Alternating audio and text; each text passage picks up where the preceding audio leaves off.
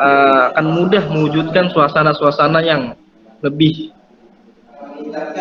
meningkatkan ketakwaan kita gitu terhadap Allah, takarub kita kepada Allah semakin mudah dengan adanya keadilan ini, tanpa ada keraguan-raguan, tanpa ada kehati-hatian untuk melakukan takarub kepada Allah tentang adanya peradilan ini. Lanjut ke hakim. Hakim itu siapa? Hakim itu orang yang bertugas, yaitu orang yang bertugas mengadili perkara, mengadili suatu perkara. Itu yang disebut namanya hakim. Hakim ini tugas yang mulia ya, tugas yang mulia. Nah, syarat-syarat menjadi hakim, nggak gampang menjadi hakim ya. Ada syarat-syarat yang menjadi hakim yang disebutkan tadi oleh kelompok 1. Yang pertama, beragama Islam. Ini kenapa beragama Islam? Karena permasalahan yang terkait dengan hukum Islam seperti itu ya. Nggak boleh hakimnya ini orang muslim atau orang kafir, yang mana yang terkait permasalahan di suatu peradilan Islam ini ya tentang Islam seperti itu. Tentang hukum Islam maksudnya. Lalu yang kedua, akil balik, itu orang yang berakal, yang sudah dewasa. Kedua, yang mana bisa menentukan yang hak dan yang batil, bisa membedakan antara yang hak dan yang batil. Yang kedua, sehat jasmani dan rohani. Tak bisa hanya sehat jasmani saja, rohaninya juga harus sehat, syaratnya nih. Lalu merdeka, tidak hamba sahaya. Maksudnya apa? Karena hamba saya ini tidak mempunyai kekuasaan pada diri sendiri, apalagi terhadap orang lain. Tidak boleh hamba saya ini menjadi hak. Lalu berlaku adil sesuai dengan prinsip-prinsip keadilan dan kebenaran.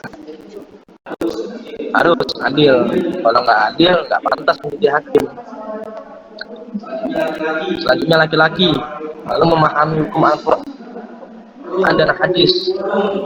Perlu untuk memahami Al-Quran dan hadis itu perlu, karena dalam peradilan Islam banyak sekali hukum-hukum atau dalil-dalil yang didapatkan dari Al-Quran dan hadis. Maka seorang hakim ini perlu memahami hukum Al-Quran dan hadis, lalu memahami ijma ulama serta perbedaan tradisi umat. Nah, ini juga perlu dipahami karena setiap daerah itu tradisinya berbeda-beda, ijma ulamanya berbeda-beda, perbedaan tradisi umatnya itu maksudnya. Lalu memahami bahasa Arab dengan baik, karena berbagai perangkat yang dibutuhkan untuk memutuskan hukum mayoritas berbahasa Arab. Nah, lalu mampu berijtihad dan menguasai metode ijtihad, juga harus mampu dia menguasai. Lalu seorang hakim harus dapat mendengarkan dengan baik. Ini jelas nih juga ini. Lalu seorang hakim harus dapat melihat. Harus nih jelas juga nih kalau maksudnya apa?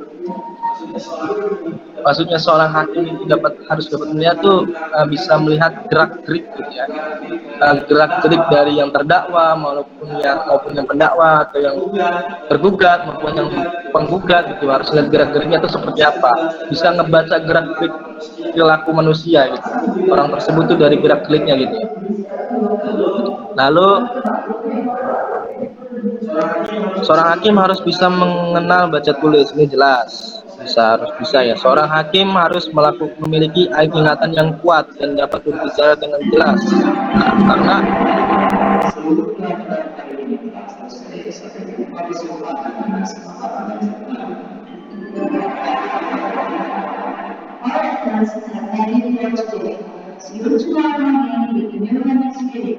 jika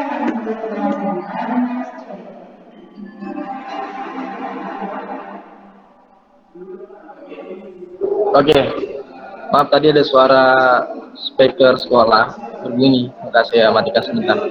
Lanjut, kita kembali kepada syarat-syarat menjadi hakim. Yang terakhir, seorang hakim harus memiliki ingatan yang kuat, dapat bicara dengan jelas, karena orang yang bisa bisu tidak mungkin menerangkan keputusan, dan seandainya ia menggunakan isyarat, tidak semua